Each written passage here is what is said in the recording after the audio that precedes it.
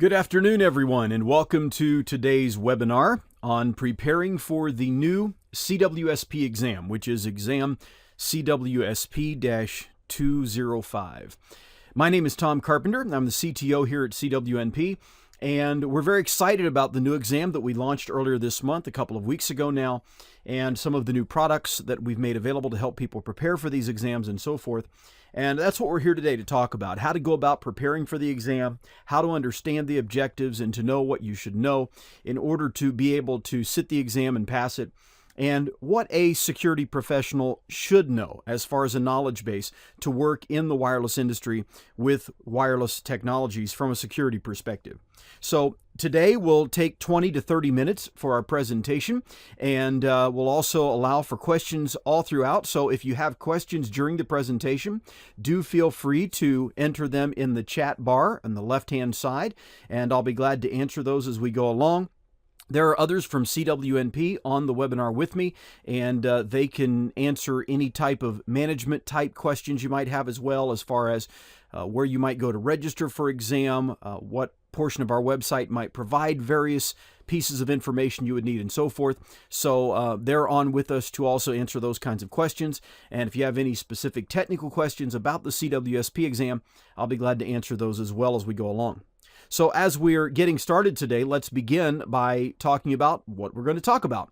So we'll be going over the exam details to make sure you understand the number of questions on an exam, how long you have to take the exam, those kinds of things to help you understand that. We'll talk about preparation resources, what tools and resources are available to help you prepare for the CWSP exam. Then we'll talk about the topics. So we'll explore the objectives themselves. We'll talk about the different topics on the exam to make sure that you understand that. And finally, I'll wrap up with some exam day tips. Now, as usual, our webinar is being recorded and will be uploaded to YouTube. Look for the CWNP TV channel, and there you can find the archives of our past webinars. There are several up there on very important topics, ranging from building a home lab to 802.11 AC technologies and others as well. And we also have future webinars coming up, and you'll want to watch our website and our email newsletter for announcements about those also. So first of all, before we get into the exam details, we're certainly taking the time to remind people and inform people of the upcoming conference in San Francisco this year. The IT Professional Wi-Fi Trek Conference is the CWNP conference for 2015. And we're going to have a lot of very important topics, including dealing with things like mobile device management, Wi-Fi attacks, security perspectives, things like this, looking at what's new in security, some troubleshooting, network analysis. There'll be many CWNEs and others that are presenting there. So it would be a phenomenal conference for you to attend. You can find out more about it at our website by going to cwnp.com/2015 National Conference. And if you do decide to register, make sure you take advantage of the coupon code that's presented here at the webinar. CWNP 2015 will get you 20% off the conference. So I look forward to seeing you there. All right, so let's get into the exam details for CWSP.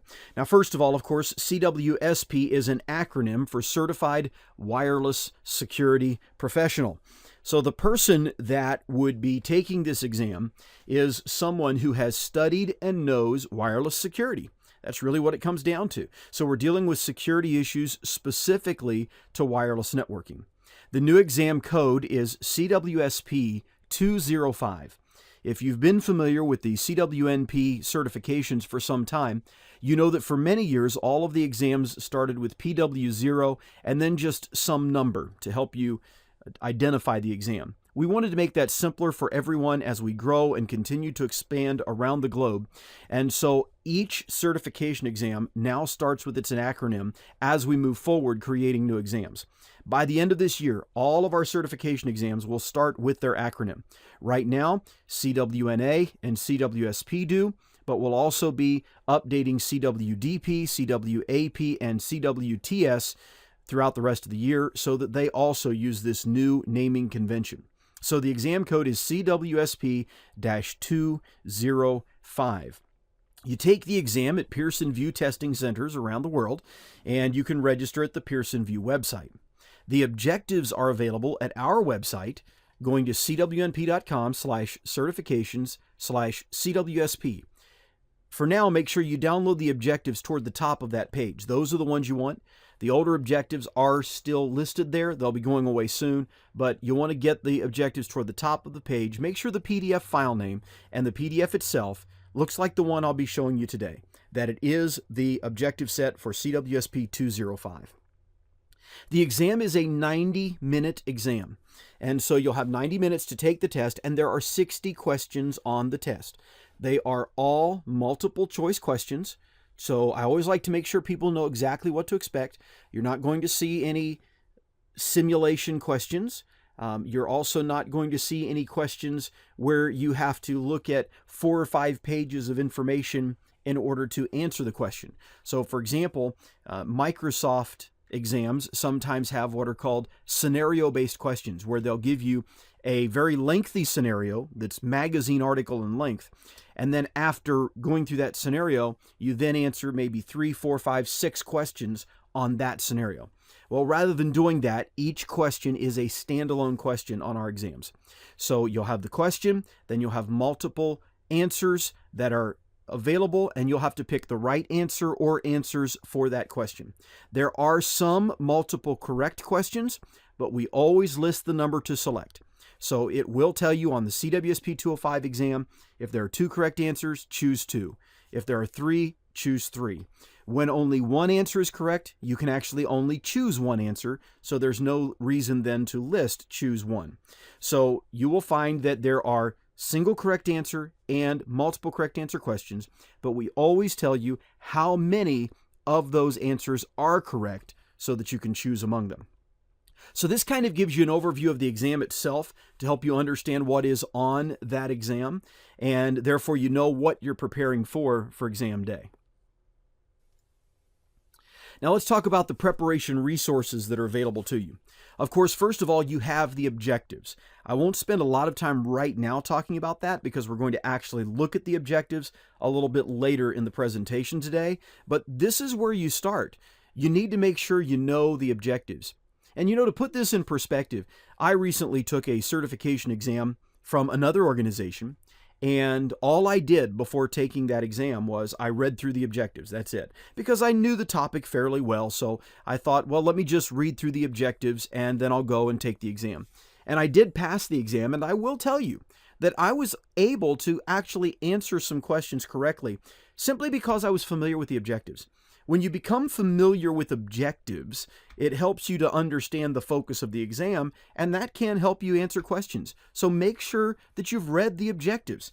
I've had a lot of people take various exams over the years that I have created materials for, because before coming to CWNP, I created materials for a lot of different certification exams, and they would ask me, Tom, what is the number one thing you recommend when it comes to preparing for exams? And I always say, read the objectives. It's amazing how many people have read a study guide or something like that, but never actually paused to just read the objectives and let the objectives speak for themselves. You will be able to answer in many certification exams some questions just because you're really familiar with the objectives. So that's important to keep in mind. Make sure you start with those, and you are tested on the objectives. Not necessarily what somebody puts in a blog or on a website or something like that. You're tested on the objectives. So make sure you're studying for those so that you know what those technologies deal with.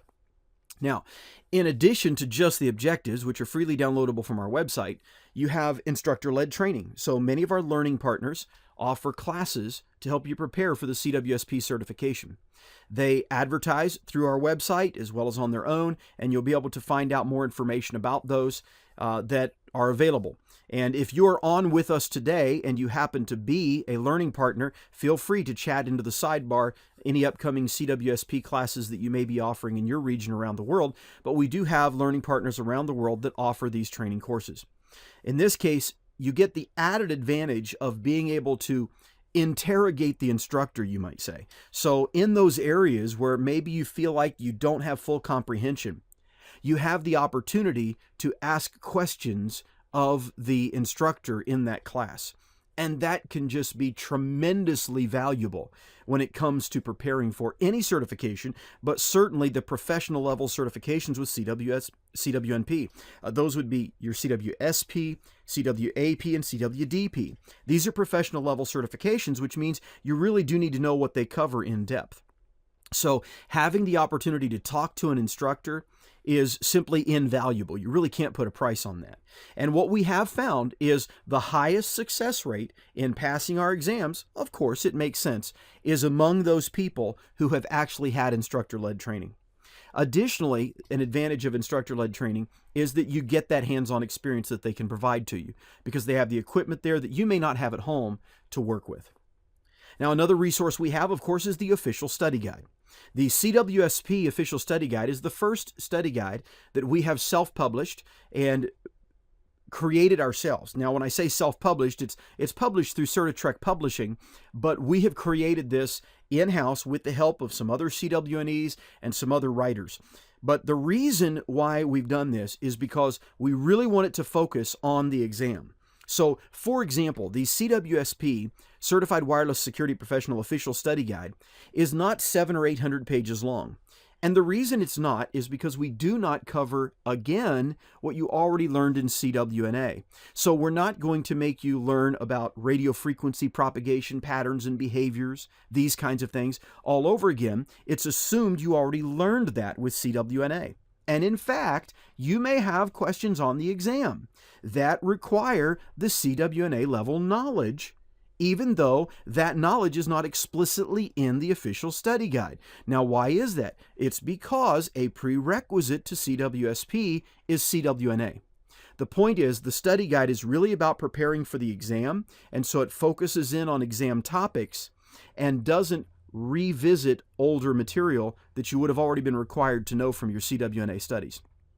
Now, eventually, when we publish the CWNA study guide in a few years, well, that study guide, when it's published through CertiTrek Publishing, will end up being a much larger book than some of these other study guides because it is that foundation that you have to lay. But for our professional study guide series, we're just focused on security in the CWSP book. When the CWDP book comes out, we're really narrowing in our focus on design. And then when the CWAP book comes out, we'll be narrowing in our focus on troubleshooting and analysis.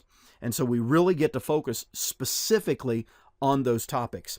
And I just had someone actually email me yesterday saying that they got the CWSP official study guide on Kindle, and they really did notice that this is a security book on wireless, and that's all it is. And that's something that's very clear to them when they go through it. So that is available on Kindle today, and within just a number of days, it will be available as a print book as well. Then we also have our practice exams at our website. And the practice exams are an excellent way for you to get exposed to questions and answers that are similar to what you would see on the real exam. In addition, the practice exams have explanations that in paragraph form tell you why the right answer is the right answer. So it's an educational experience for you as well.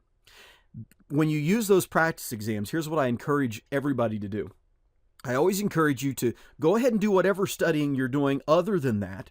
When you feel like you're ready to take the real exam, take the first practice exam, because when you buy it, you get multiple exam pools.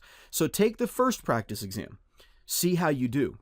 Any areas where you're weak, go back through that same practice exam again and read the explanations and study them in detail. Go back to the study guide, email people that you might know, ask questions on Twitter, further enhance your knowledge, then come back and take the second of those exams in the practice exam pools and see how you've improved. That's a great way for you to see where you are first, and then after more study, where you are second, making it more likely that you're prepared as you need to be to pass that exam. So that's just my suggested way to use the two different practice exam pools that you have within that product. And then finally, there is an e-learning product too. This is for those who are unable to make it to the instructor-led training, or maybe they're in a part of the world where there just are not local learning partners yet. So the e-learning is available in those scenarios, and it also has additional questions and answers in it to help you fine-tune the learning process. So there are several different resources that are available to help you prepare. And again, I want to drive you right back to the first bullet point on this screen, the word objectives. if you're going through instructor-led training, here's what I would encourage you to do. Have the objectives in front of you. Check them off as they're being covered. And anything you feel like you don't understand in that objective based on the instructor-led training or anything else, ask questions, get further clarification in that area where you want more knowledge. And that's going to help you best prepare for exam day. All right, now let's talk about topic exploration. This is where we get to go into the objectives a little bit. First of all, let's talk about knowledge domains. When it comes to certifications, a knowledge domain is an area of knowledge or understanding that you need to study for the exam. And what we like to do in the industry is help you understand how many of the questions on the exam are likely to come from these given knowledge domains. So for the exam, we have a huge section that is wireless LAN security design and architecture, and that's 50% of the CWSP exam. So the vast majority of the CWSP exam is found in that area of study. And then the wireless network attacks and threat assessment, security policy, monitoring and management, and another area not listed here, we'll see in a moment, is where it's divided. But the point is, when you know how the exam is divided up, it's going to better help you make sure you know those areas well. Obviously, you have to master wireless LAN security design and architecture. But security policy, well, we do the math, right? 60 questions, 5%, 3 or 4 questions in that area. And so you want to study security policy, but you certainly wouldn't want in a 3-month window of preparation to give a whole month to studying security policy. And that's really the point there. Now, why do we not focus more on security policy than that? Let me tell you why. The reason is because this is an exam on wireless security. Security policy should never just cover wireless. Security policy should cover everything in your organization. And so the fact that that is true means that as a wireless security professional, yes, you should understand policy, but we really just want to address the portions of security policy that really are a wireless focus. All of the rest of security policy would have to come from other areas of your training. So therefore, we have brought that down to a lower amount than it has been in the past, but we want to make sure that you do understand the importance of it, so we refuse to just remove it from the objectives. Another thing we've done with these new objectives is we've added CWSP terminology. And what that means is we have added in terms that you need to understand related to security. And so as you go through your training, you want to make sure that maybe you write down a definition of each of those terms.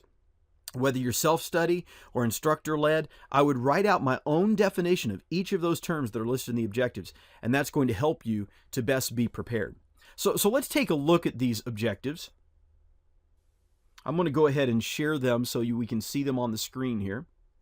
So here we're looking at the objectives, and as you can see, the percentage breakdown was slightly off in the slide, and that's why I wanted to point this out to you, because I just noticed that typo during the presentation live, and that's why I said we'll look at it later. So here we can actually see that wireless network attacks and threat assessment is 20%, not 10%. So always go to the objectives. That's where you get the absolute numbers. So that was a typo in the slide, and I saw that number was off there. Wanted to make sure that we covered that. But the first thing that you'll notice when we come into the objectives is we do give you this nice breakdown here, but then it goes right straight into the objectives. So when we're looking at the objectives, the way we do this is we break down each knowledge domain into sub-objectives, and those sub-objectives give you more information. Now, this set of objectives has been formatted more like Microsoft certification objectives, you might say, if you've ever looked at those. They're very paragraphal in nature. So instead of having a bunch of bullet points, we simply have comma-separated values in paragraph form.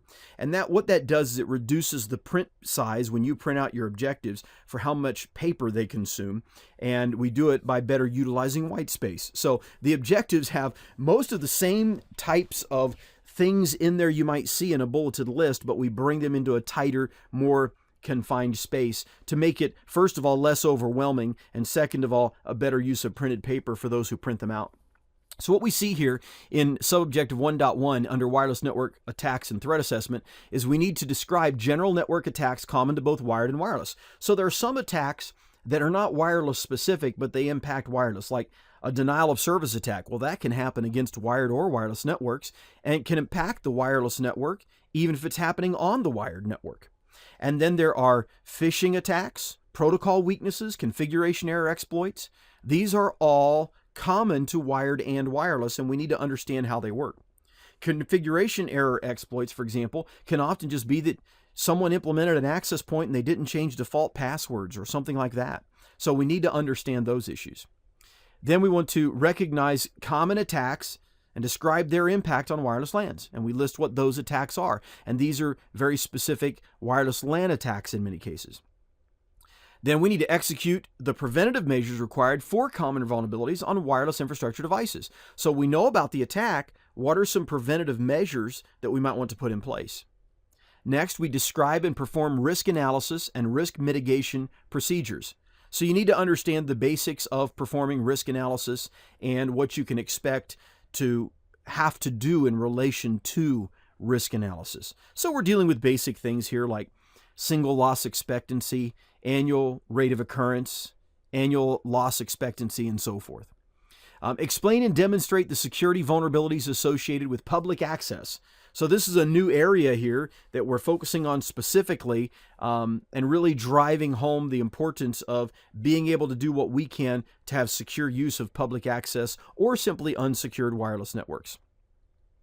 Then we focus on security policy. Again, it's only 5%, so we just have 3 sub-objectives here for it. But notice a key area that is new here, and that is BYOD, social networking, and MDM. So we do want to make sure that as we're doing policy, we deal with these topics in security policy these days in relation to wireless.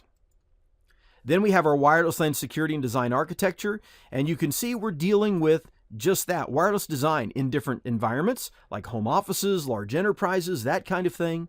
We have to understand authentication and key management, which means you need to understand things like the 802.11 key hierarchy when you're using WPA2 Enterprise or WPA2 Personal, 802.1x EAP, for example. We need to know the difference between pre-RSNA, transition security networks, and robust security networks. And it's also important to know the things that have been deprecated, let me just add, in 802.11. So 802.11 2012 deprecated some older technologies. They're still in there, they're still described, but they're deprecated.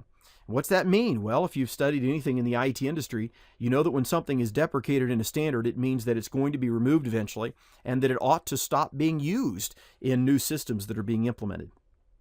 Then we go into details with 802.1x and EAP. You need to understand 802.1x authentication frameworks in detail and how they work. You need to understand radius servers and how they work and what they provide to your network and how they allow for things like role-based access control and things like that. So you really need to get into the inner workings of these technologies. When it comes to your EAP types, you need to know all the details about their requirements and capabilities, which ones use certificates, which ones do not, which ones require certificates on the client, which ones do not, which ones are commonly supported and are open standards, which are proprietary, etc. So we need to understand these. Make sure you recognize and understand the common uses of VPNs. So how do we use VPNs even still today? It's not uncommon to use them for public hotspots and other things. Describe the centrally managed client-side security applications. So what could we run on a client that could help secure our environment? Things like personal firewalls, mobile device management solutions, those kinds of things. What about management? How do we manage our environment in a secure manner? So here we're dealing with HTTPS instead of HTTP, right? Well, you need to know why HTTPS is secure when HTTP is not. What's the difference? What does it use that HTTP does not use? We need to be able to explain the role, importance, and limiting factors of VLANs. How do they play a role? Then we need to deal with things like role-based access control, fast BSS transition for roaming, physical security methods, and network access control and the roles they would play. And then, here it comes up again, BYOD, device management, captive portal authentication, all these guest network issues are very important for us today. And then the final knowledge domain is monitoring, management, and tracking.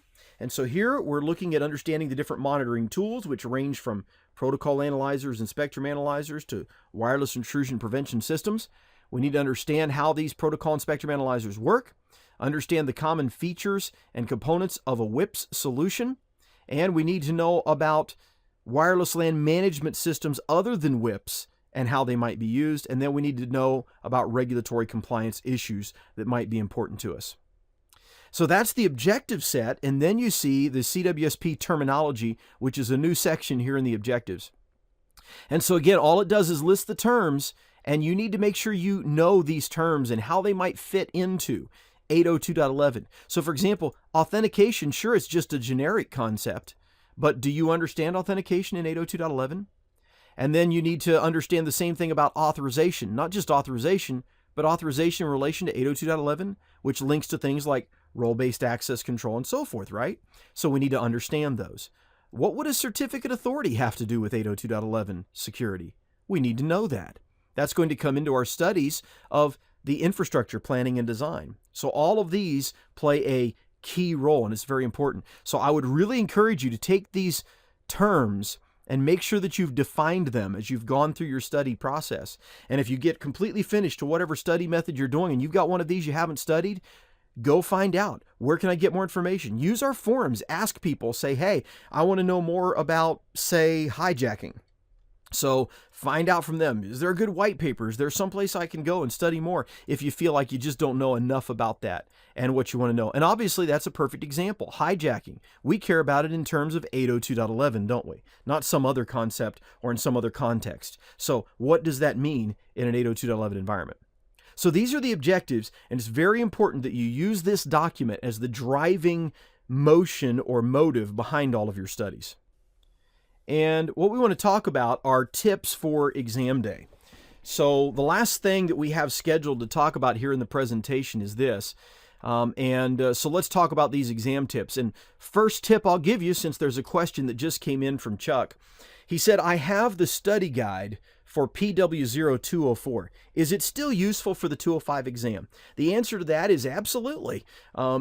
Security has not changed massively in the last 4 or 5 years since that came out. And so that book still applies.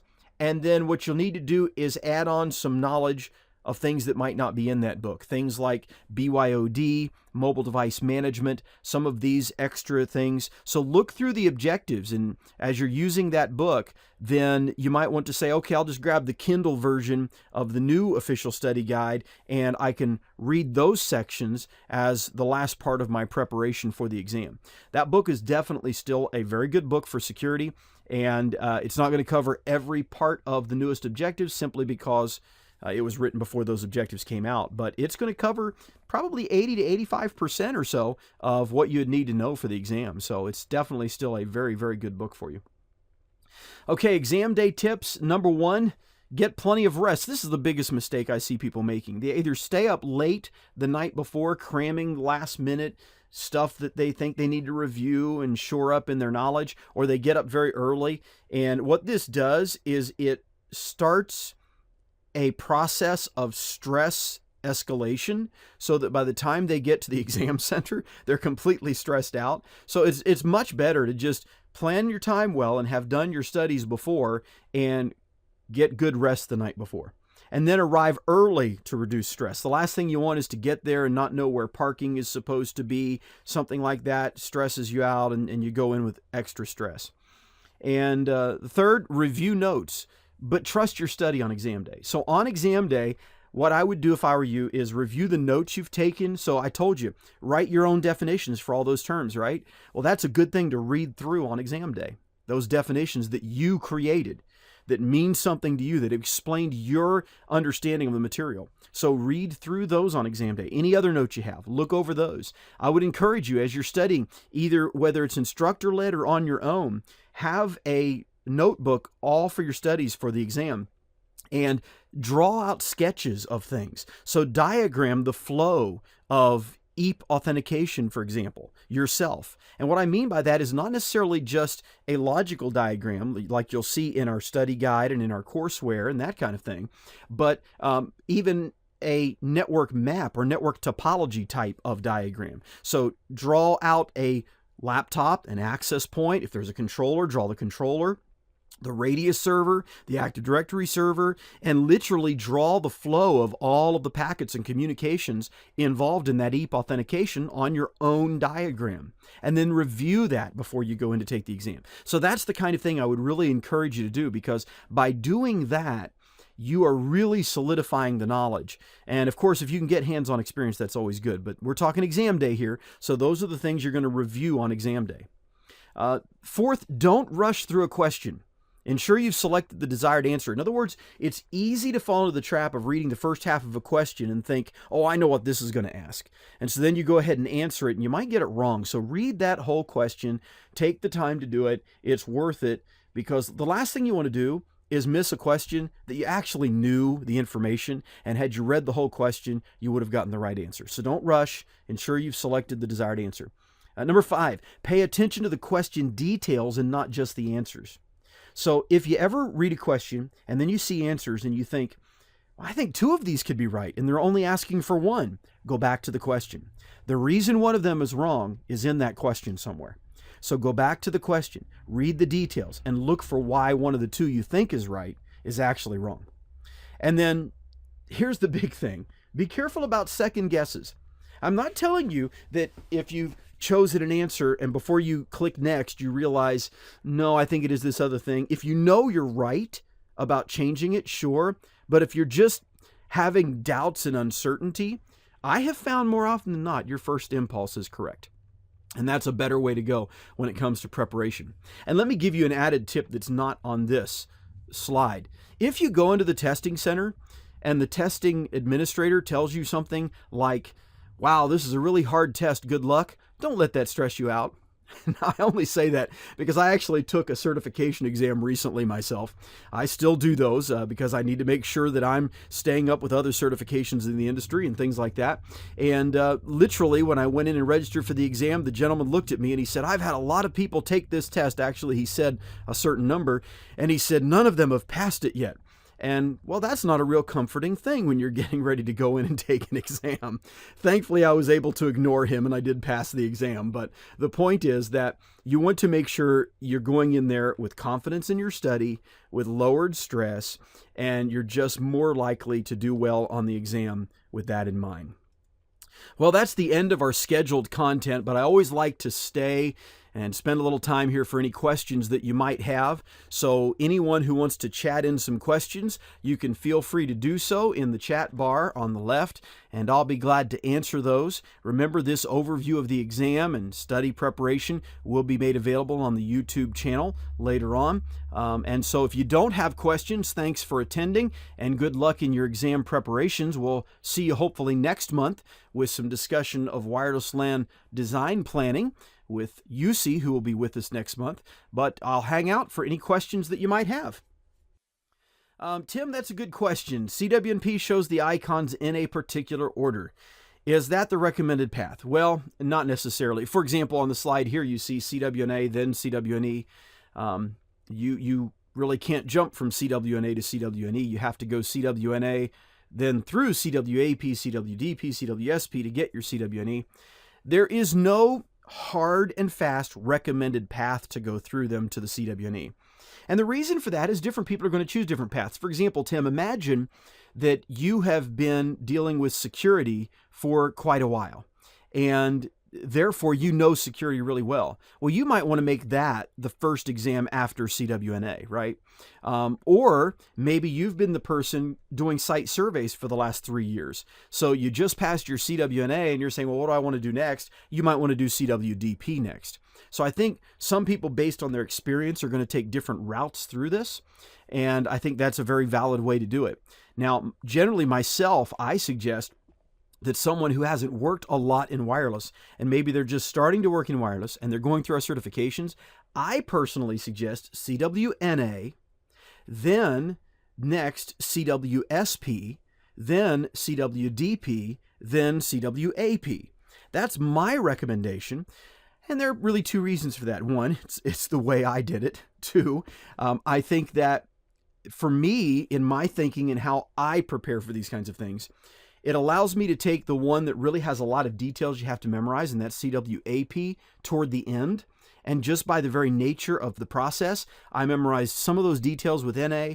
I reaffirmed them and memorized more with SP. I reaffirmed those and memorized more with DP. And so by the time I get to AP, I already have just a lock on so much of this knowledge. To me, it just made it easier. So that's my preferred route that I would go through, but it's not necessarily the one that would work for everybody. You know, if you've been working in a production wireless network and you've done a lot of troubleshooting with protocol and spectrum analyzers, CWAP may be an easier exam for you. So it really does just depend on your experience there, I would say. Todd, what is your recommendation for a security lab? Well, if you're going to build your own lab, I would recommend that you go to CWNP TV, the YouTube channel, and watch the webinar from a couple of weeks ago, because we actually just did a webinar on that. But the thing is, you're going to want to have a lab where you can set up a full enterprise type network, even though I'm emphasizing it's an enterprise type network, obviously, in a lab. In other words, you need to set up a radius server. You need to set up a some type of authentication database. You need an access point that can talk about it and that kind of thing. So you definitely need all that. And I do talk about that in that webinar that's archived in the CWNP TV YouTube channel. So if you'll check that out, you can see that there. And additionally, as a note, we'll be announcing this, but we're actually going to do a whole webinar on Zero Shell. Okay, so if you're not familiar with that, Zero Shell is a distribution of Linux, and it is a radius server. It is a captive portal. It is all of that in one. And I'm trying to remember, I think off the top of my head, that's going to be an August webinar. Okay, so, but it'll be coming up, and those announcements will be going out here in the next few days. So watch for that one. That's coming up, and that'll be a little bit longer. The dates for those webinars will be sent out, yes.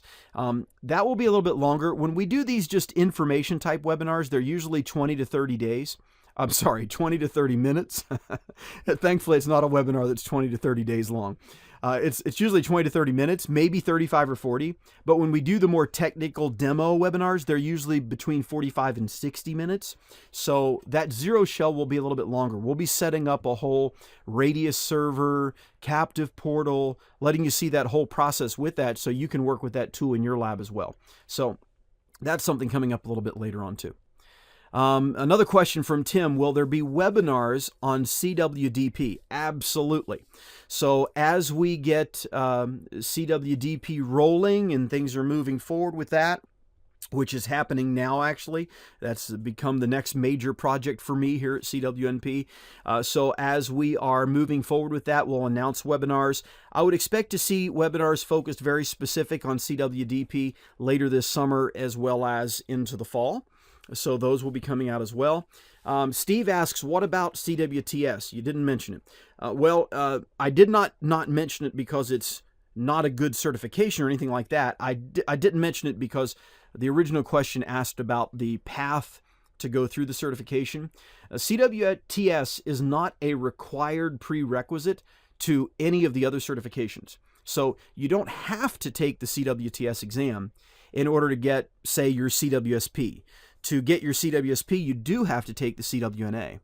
Now, CWTS, what is it? Well, to put it in perspective, a CWTS class is usually either 2 or 3 days long.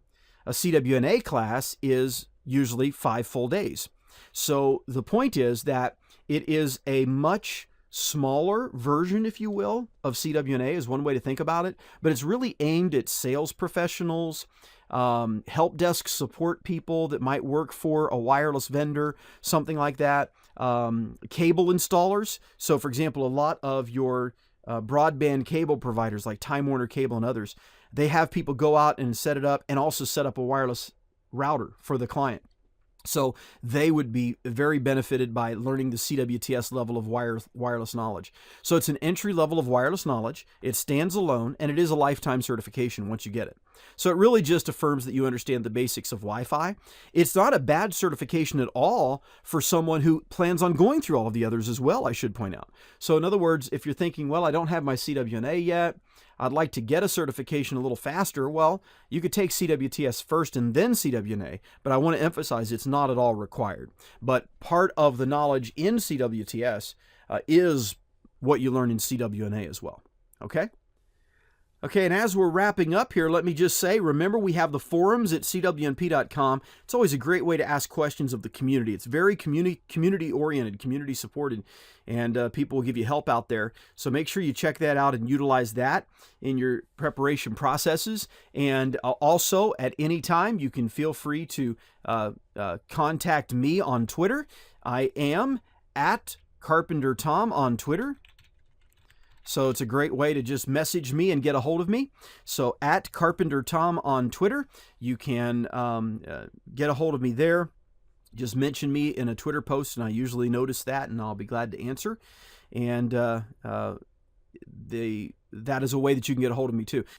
Well, everyone, thanks for attending, and good luck with your CWSP studies. Again, watch for this to be posted online. Take care, and the weekend's coming up for some of you around the world, so have a great weekend. For the rest of you, have a great rest of the day today and Friday, and thank you very much for attending today.